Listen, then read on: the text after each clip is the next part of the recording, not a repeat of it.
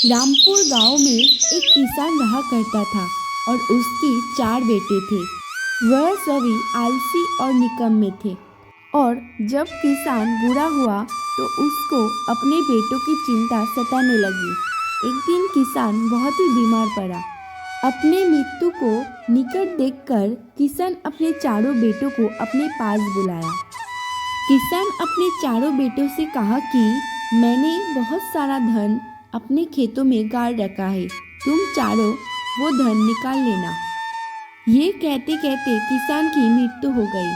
अपने पिता का क्रियाक्रम करने के बाद वो चारों बेटों ने खेत में खुदाई शुरू कर दी। चारों भाइयों ने मिलकर खेत का चप्पा चप्पा खोद डाला, लेकिन उन्हें कहीं पर भी धन नहीं मिला और उसके बाद उन्होंने अपने पिता को बहुत कोसा। कुछ ही दिनों में वर्षा ऋतु आने वाला था और किसान के बेटों ने वही खुदाई हुई खेत पर धान के बीज बो दिए।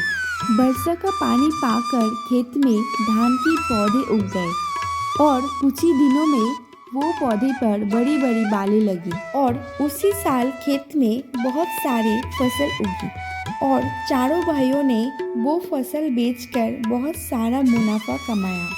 अब किसान के चारों बेटों को समझ आ गया कि अपने पिता की कही हुई बात। उन्होंने खेत में खुदाई के दौरान जितने परिश्रम किया था, अच्छी फसल के रूप में उन्हें वो परिश्रम का फल मिल गया और इसी प्रकार परिश्रम का महत्व समझने के बाद चारों भाई मन लगाकर खेती करने लगे।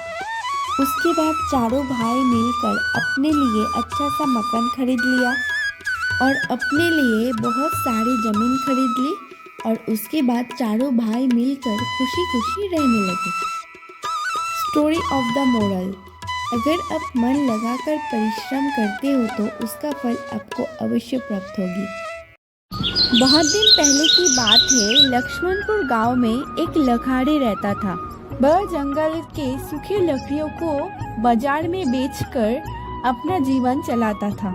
एक दिन वह लकड़ियों को बैलगाड़ी में लगकर शहर की ओर लकड़ियां बेचने के लिए निकल पड़ा, लेकिन बीच में उस लखाड़े को एक सेठ मिल गया। सेठ ने उस लखाड़े को पूछा, ये गाड़ी का कितना लोगे? लखाड़े ने बोला, सिर्फ 10 रुपया।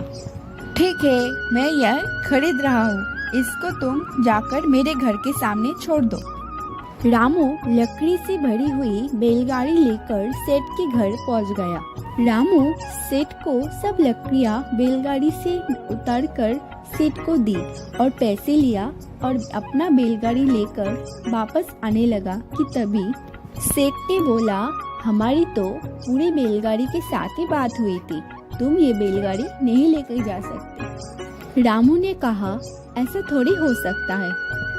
सेठ ने कहा, तुमने अपनी बैलगाड़ी का 10 रुपए का वचन दिया है, तुम्हें अपने वचन को पालन करना चाहिए। व्यापार में वचन की बहुत मायने रखती है। रामू के बहुत समझाने के बाद भी सेठ नहीं माना, जिससे रामू को खाली हाथी घर वापस लौटना पड़ा।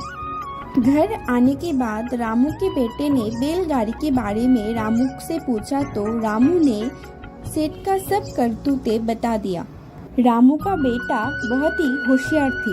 उसने सेठ को सबक सिखाने की सोची।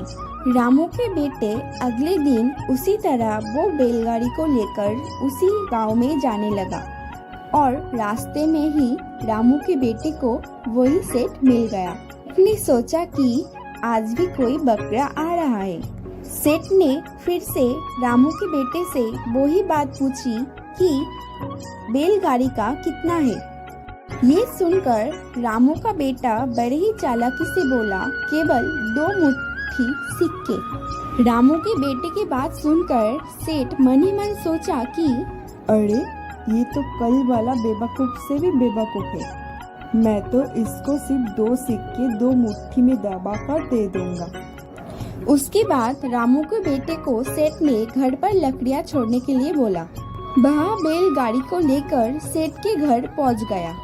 उसके बाद रामू के बेटे ने बैलगाड़ी से सब लकड़ियां उतारकर जमीन पे रख दिया और सेठ घर के अंदर जाकर घर के अंदर से 2 मुट्ठी में 2 सिक्के दबाकर लेकर आया और रामू को देते हुए बोला कि ये लो तुम्हारा 2 मुट्ठी सिक्के।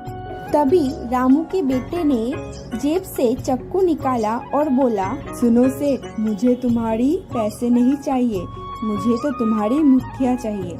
और वो मुट्ठियों को काटने के लिए आगे बढ़ा कि तभी सेठ ने मना किया। और तभी रामू के बेटे ने बोला, तुमने तो वचन दिया है और व्यापार में वचन बहुत मायने रखता है। और उसके बाद रामू के बेटे सेठ को सारी बातें बताई कि किस तरह सेठ ने रामू को ठगा था। और सारी बातें सुनने के बाद रामू के बेटे से सेठ ने हाथ जोड़कर माफी मांगी और पहले का बैलगाड़ी और लकड़ियों का उचित मूल्य दिया।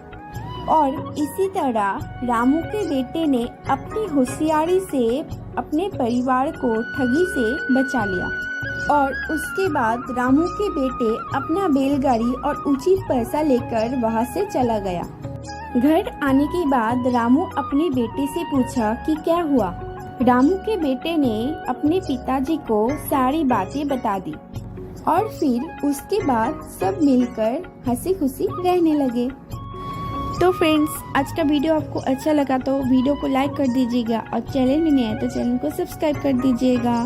फिर मिलते हैं नए वीडियो के साथ। Thanks for watching friends, bye.